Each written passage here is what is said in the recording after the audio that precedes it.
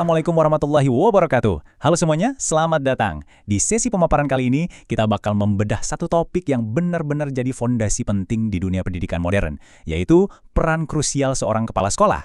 Kita bakal lihat gimana sih roda penggerak utama di sekolah ini bekerja di balik layar. Ternyata, peran mereka tuh jauh lebih dari sekedar manajer loh, melainkan sebagai sosok pembimbing sejati. Buat pemanasan, coba deh kita renungkan konsep yang satu ini. Ada sebuah hadis riwayat Abu Dawud yang ngingetin kita kalau kepemimpinan itu sebenarnya kebutuhan fitrah manusia. Gini, bayangin aja, ada kelompok kecil, cuma 3 orang lagi jalan bareng. Itu aja wajib ada satu pemimpin biar arah jalannya nggak melenceng. Nah, apalagi institusi sebesar sekolah. Ada ratusan siswa, puluhan guru yang latar belakangnya beda-beda banget kan. Disitulah kehadiran kepala sekolah itu bukan cuma pajangan atau formalitas jabatan, tapi benar-benar nyawa dari sistem itu sendiri, biar kapal besar ini nggak kehilangan arah. Biar nggak bingung, ini nih peta perjalanan singkat kita hari ini. Kita baru aja ngelewatin pendahuluan, dan selanjutnya kita bakal ngupas makna sebenarnya dari supervisi, kenapa ini penting banget, teknik pelaksanaannya di lapangan, apa aja prinsip ideal yang harus dipegang, dan terakhir kita bakal bongkar kunci keberhasilan yang sesungguhnya.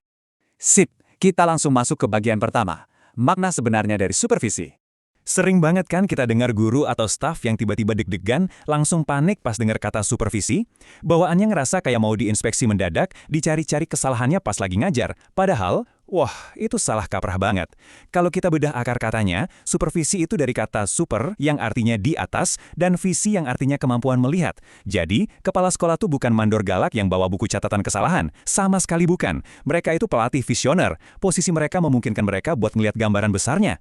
Tugas utamanya yang ngasih bimbingan profesional yang tulus, merangkul guru-guru, ngebantu mereka berkembang dan bareng-bareng nyari solusi kalau ada kesulitan di kelas. Nah, pemahaman ini nyambung banget ke bagian kedua. Mengapa supervisi penting? Kalau esensinya itu bimbingan yang asyik dan bersahabat, kenapa sih ini mutlak diperluin bahkan buat guru yang udah pro sekalipun? Jawabannya ada di iklim ekosistem sekolah. Jadi, guru itu tantangannya dinamis banget tiap harinya kan? Nah, supervisi ini hadir buat merangkul semuanya. Mulai dari nyamain persepsi soal tujuan pendidikan, ngebimbing guru biar berani pakai metode ngajar modern yang nggak ngebosenin, sampai ngevaluasi hasil belajar anak-anak secara objektif. Tujuannya satu, biar beban guru terasa lebih ringan.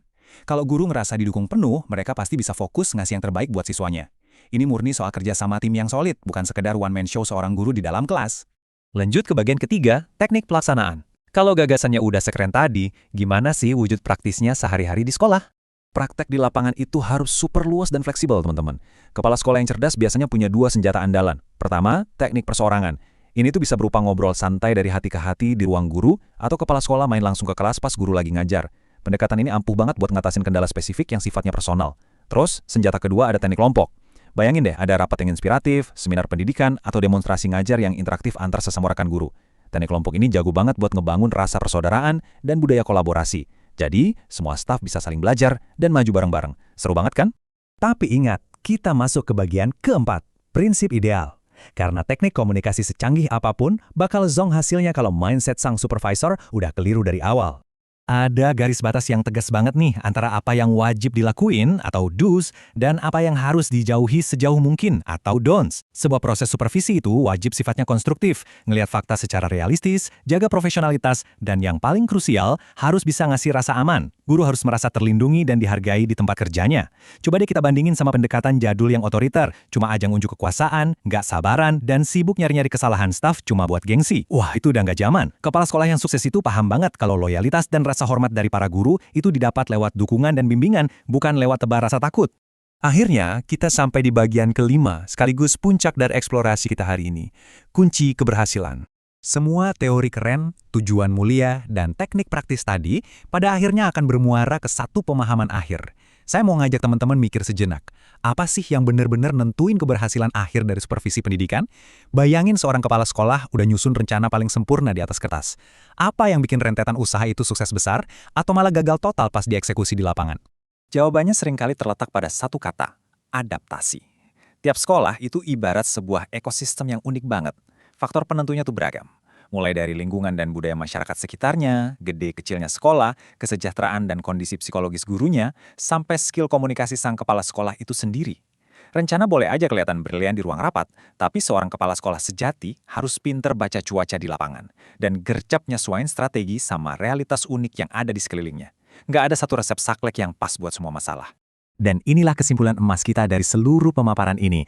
Rahasia paling utama dari seluruh proses administrasi dan kepemimpinan ini adalah human relationship atau hubungan kemanusiaan. Yap, secanggih apapun sistem manajemen sekolah yang dipakai, keindahan dan keberhasilannya itu tetap ada di sikap saling menghargai serta dialog yang terbuka dan interaktif.